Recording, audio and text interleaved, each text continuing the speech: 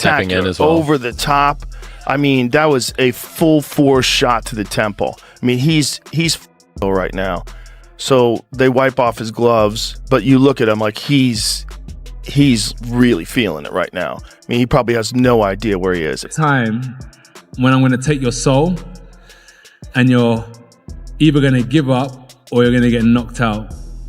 And unless you have that instinct, you just will never be a good fighter. It's likely that one big shot's going to land if the guy's not throwing other shots. So I thought with less artillery in the air, less bombs in the air, that the guy would have a chance to get to later rounds. Joe Rogan reacts with laughter alongside Anthony Joshua after Jake Paul's knockout loss, saying the fight was a mismatch from the very beginning. Rogan explains that Jake usually competes against retired fighters or MMA opponents, not a Real Olympic champion heavyweight. He emphasizes that Joshua isn't just elite. He's operating far above Jake's natural weight class. Well, realistically, it's one of the craziest propositions of all time. You take a guy who just had a boxing match that looks like a sparring match with a 58-year-old Mike Tyson, and then you're going to fight one of the absolute scariest knockout artists in the... After the fight, Anthony Joshua delivered a powerful post-fight message, saying the knockout actually protected Jake Paul. He explained that if the bout had gone on, he would have dismantled him both mentally and physically. Joshua implied that ending it early spared Jake from taking far more punishment in the ring. Fighting's not just physical, it's psychological. And when you understand the psychological warfare, I did say to you that, Jake, what's going to happen? I'm going to see a time when I'm going to take your soul and you're either going to give up or you're going to get knocked out. And unless you have that instinct...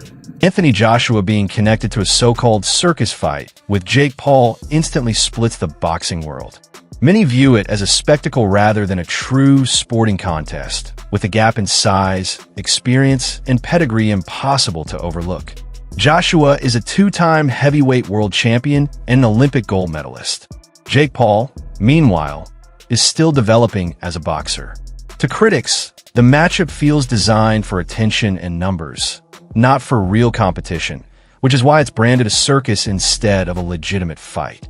After Joshua knocks out Jake Paul and breaks his jaw, Simon Jordan reacts fiercely, saying the entire event harms the credibility of boxing itself. Industry, because straight after the fight, I heard the question being posed to Joshua, will he now fight Fury?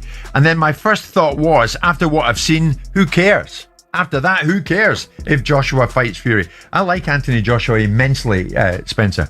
Any exchanges I've had with him, I think he comes across terrifically well. But I fail to see where it's taken us, where it's taken him, other than hugely increasing his bank balance.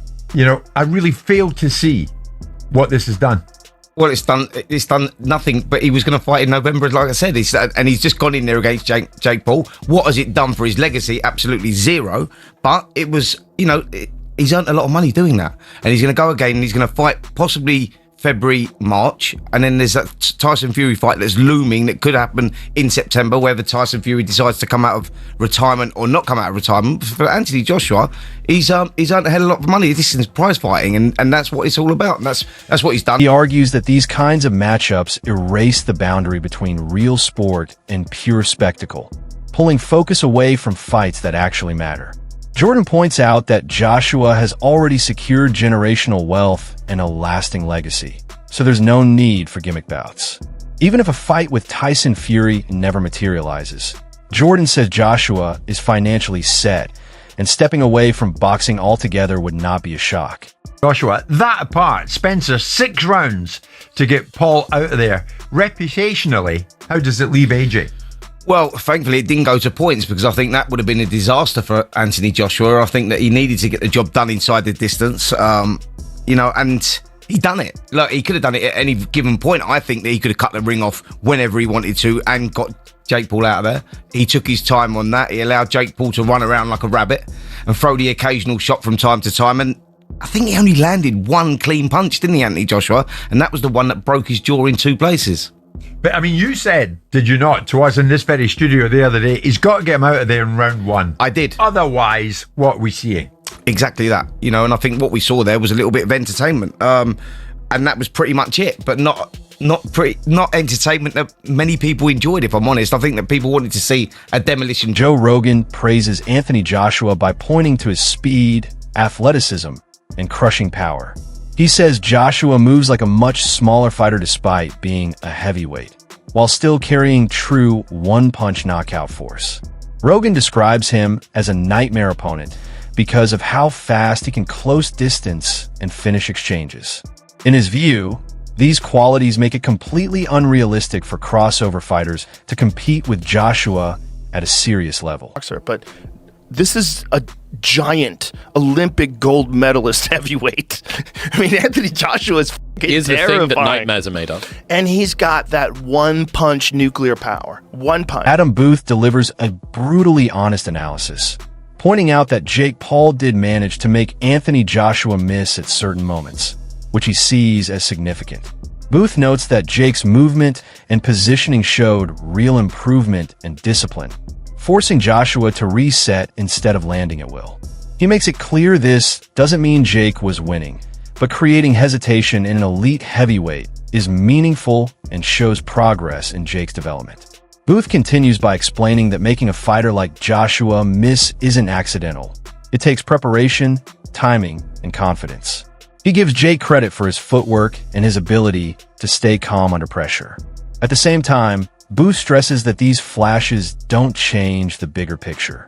Once Joshua found his opening, his class, power, and experience still controlled the outcome of the fight. Anthony Joshua and Jake Paul shared a ring.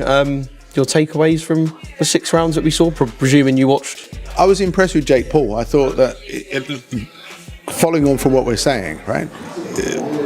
A few years ago, he was on Disney as a kid, acting up, and has decided to become a professional fighter. That takes balls, but he's obviously striving to be as good as he can be. You can see that in the way that he moves, the way that he is developed in how he's punching and performing. But to make a 2-time world heavyweight champion that's still live, you know, AJ's still got something about him, to make him miss in such an accomplished manner. All right, so at times he was jumping out and running around, but there were times when he was well in range and still making AJ unable to land a clean, solid shot. He deserves a lot of respect for that.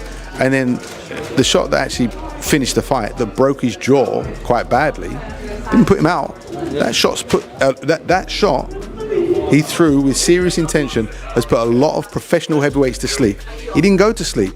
He actually finished on his knees, didn't he? Laughing and spitting blood out of his mouth. So, like they say, like, it's a special type of crazy and a special type of brave to do it. But I actually, hats off to him, because he showed that he's developing some accomplished little skills in there to look after himself. The size difference is always going to fatigue him. I know everyone will come with the idea that, AJ should just go in there one round and smash him to bits, and that should be it was a big ring, right? Perhaps he could have cut the ring off a bit better, but would I be right in saying that regardless of skill level, if you forget about that with the 2 for a second, if someone is on the back foot and on their bike and doing what Jake was doing, it's difficult no matter who you are, no matter the kind of separation in skill level. It's a big ring, and you've either got to run at him and look like a novice yourself, or just take your time and understand. In the aftermath, focus turns to Logan Paul, who appears to confront Anthony Joshua and speaks about revenge for his brother. Logan reportedly shows interest in fighting Joshua himself. Analysts quickly shut the idea down, calling it an even bigger mismatch than Jake's fight. They point out that Jake trains full-time with professional boxing coaches, while Logan does not have the same level of dedication or skill. A Logan versus Joshua matchup, they argue, would be completely one-sided. Further discussion reinforces the view that Logan Paul chasing a fight with Anthony Joshua would cross the line from spectacle into outright farce. Analysts note that despite losing, Jake at least showed he belongs in professional boxing at a basic level. Logan, in comparison, is seen as far less refined and far less serious about the sport. The overall consensus is that such a fight would offer no real competition and would only fuel criticism about the direction boxing is heading. Be more of a mismatch than Jake Paul. You know what I mean? Because at least Jake Paul has taken boxing or has trained with real boxing trainers in real boxes. Whereas Logan Paul, you know, he did that exhibition with Floyd, and Floyd's a little guy. Not saying a little guy can't thump, because Floyd really gave him some two pieces with no sides, right? But at the same time, you take his friend, Floyd's friend, Anthony Joshua, and get hit by him and see what happens. The same thing. Probably worse, because I think Logan, you know, he's a little taller than Jake.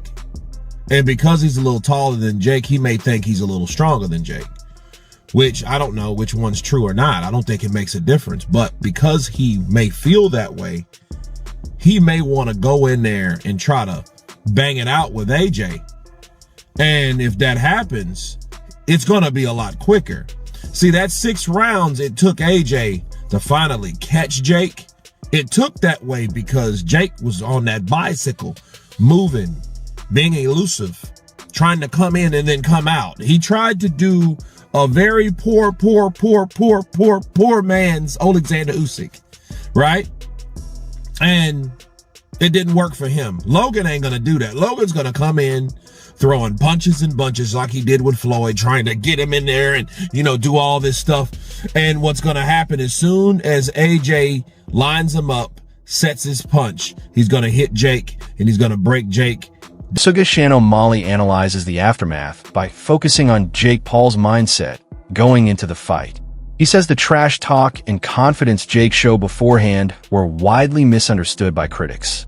According to Ollie, that mentality was necessary for Jake to psychologically prepare himself to step into the ring with a 2-time Olympic champion.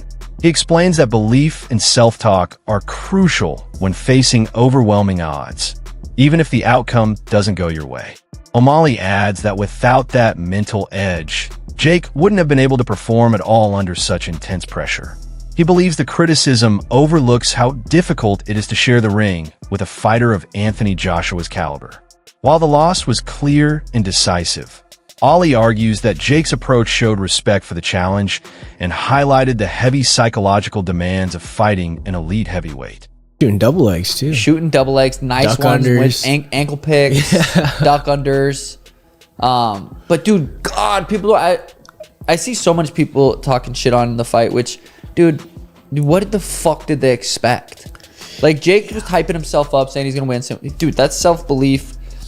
He needed that to go in. He needed that to get himself into the ring. You know what I'm saying? He just needed that. What do you think about the sticking the tongue out? Dude, he's a showman. This is a fucking YouTuber that switched to pro boxing. Yep. And he's fighting Anthony fucking Joshua. He's He made entertaining. $90 million, $7.5 million per minute. Nate Diaz says that boy don't work hard enough. This girl in the UFC said Jake Paul shot more double legs in boxing in a match than I did in my UFC career. Ryan Garcia said he's a runner, he's a track star. Al Germain said this is a clown show. Josh Hammond said, dude, it's like, what did they expect? They expect him to go in there and look like a clean fucking Floyd versus Manny Pacquiao. Two of the, you know what I mean? It's like, what the fuck? You see the aftermath, like his jaw and everything. Fuck. Jake Paul's broken jaw. Jake has to get wired shut for 7 days or something like that. Yeah, like Tim titanium had to do plates. 7 weeks. Yeah, Tim says that was the worst thing he's ever gone through. 7 weeks. Tim broke his jaw in Montana. Tried to go to the hospital. Hospital said the surgeon's out of town. So now he has to. So he's fucking goes like a week without even getting surgery. At least Jake was able to probably get it like next day, that same day. But it's like all the people hating on Jake. It's crazy. Connor said Jake is stupid and will be altered permanently from this bout. I look at it.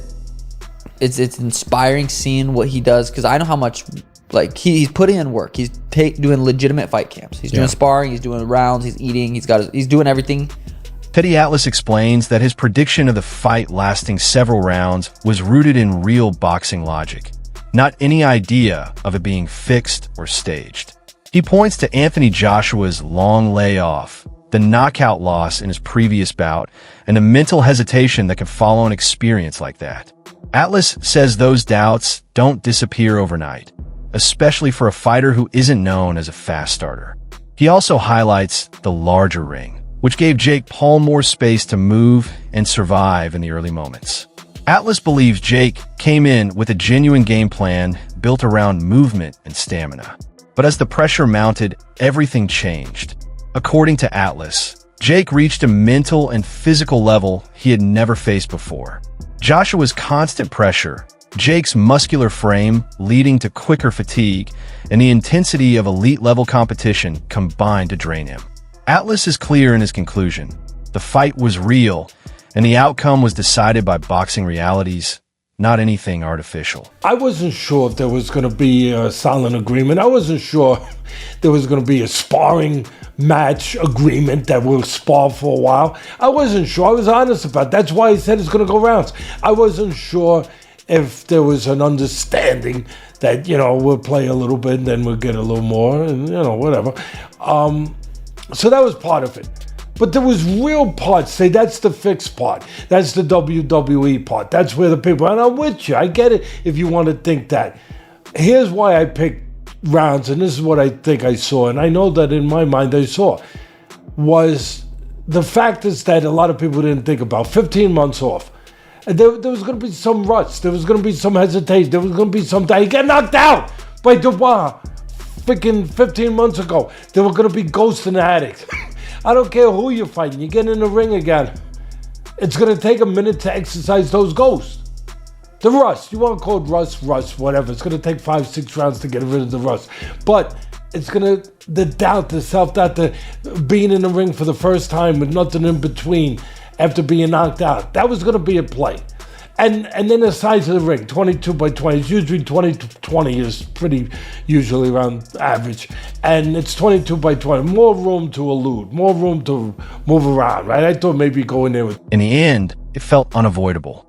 What looked like a mismatch on paper unfolded the same way inside the ring. Anthony Joshua's size, speed, and one-punch power made the difference. At the same time, Jake Paul showed moments of growth. Flashes of improvement, heart, and defensive movement that suggest he's learning the craft, but still far from closing the gap to an elite Olympic-level heavyweight. The aftermath leaves two competing narratives. On one side are critics who see crossover fights as circus-style spectacles that undermine boxing's credibility. On the other are supporters who recognize the mental toughness required to step into the ring against a real challenge. No matter where you stand, the outcome reinforced the same truth experts kept coming back to: class, experience, and power decide fights. That's it for today's video. Stay tuned. Until next time. Ngannou, he's got balls. Ngannou's got balls, man. He went out there and he tried to fight, tried to win. Jake Paul didn't try to win at any point during the fight. He was just trying to survive. And I think that's actually ultimately going to hurt him with boxing fans. What do you think, Paulie? I mean, you talked about the in and out kind of style, kind of hits and runs, and you said that A, it runs out your legs. He was exhausted a couple rounds into the fight, and B, it only saved him for so long. He doesn't have the boxing skills to box on the move anyway. Once I saw the big ring, I knew he was going to run for his life. When you're that much of a novice, which obviously it's not even an insult to him, it's just lack of experience. But when you're that much of a novice, you either know how to run for your life or fight all out. You don't have that in between yet. You haven't developed enough of that in between boxing acumen to really pull that off. And so what ends up happening? You're either going to fight your ass off and you'll last a minute. Chris, you're being generous. Round 2, he would have got knocked out in round 1 if he would have fought. But at least he would have fought. He would have got the respect of the people and more importantly, the boxing community instead of these clowns that follow him and are still defending him. Now what happens is you didn't get any respect as a fighter. You didn't get any respect as a fighter because you didn't try to fight at all. If he would have, I was watching that through 2-3 rounds. I'm thinking to myself, this guy would do this for 8 rounds if he can. If he can do this for 8 rounds, absolutely not fight at all, absolutely not engage a single time in 8 rounds, he will actually do this. And he'll do it shamelessly. And that's the problem. That's the problem. The shamelessness of his approach to the fight. You're gonna be a fighter, then don't make an ass out of the whole sport, out of the whole business, and out of yourself first and foremost. Because in the end, what happens? You got his jaw broke anyway. So what ends up happening? What's the worst that's going to happen? You're going to get hurt, you're going to get knocked out? You got hurt and you got knocked out anyway. But you just prolonged the inevitable and you got no respect out of it now. Because nobody's respecting that kind of performance. Nobody's respecting a performance where you were totally content to steal money from everyone. In the end, it felt unavoidable. will look like a mismatch on paper unfolded the same way inside the ring. Anthony Joshua's size, speed, and one-punch power made the difference. At the same time, Jake Paul showed moments of growth, flashes of improvement, heart, and defensive movement that suggest he's learning the craft, but still far from closing the gap to an elite Olympic-level heavyweight. The aftermath leaves two competing narratives. On one side are critics who see crossover fights as circus-style spectacles that undermine boxing's credibility. On the other are supporters who recognize the mental toughness required to step into the ring against a real challenge. No matter where you stand, the outcome reinforced the same truth experts kept coming back to: class, experience, and power decide fights. That's it for today's video. Stay tuned. Until next time.